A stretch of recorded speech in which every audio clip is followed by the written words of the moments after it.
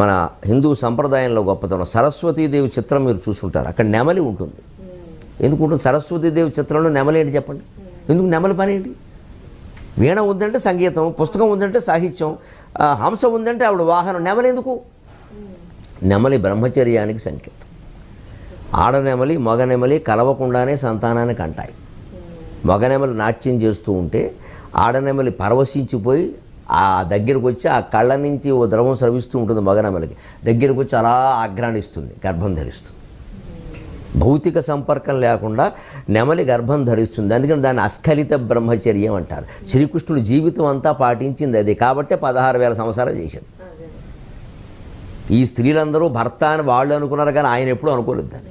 అందుకే శ్రీకృష్ణుడు శిరస్సు మీద నెమలి పింఛం ధరిస్తాడు. ఏదో బజార్లో దొరికిందని కొనుక్కోలేదు ఆయన. దాని అర్థం అది. మన దేవతల విగ్రహాలు, వాటి తత్వాల, ఆభరణాల, ఆయుధాల్లో గొప్ప తత్వం ఉంది.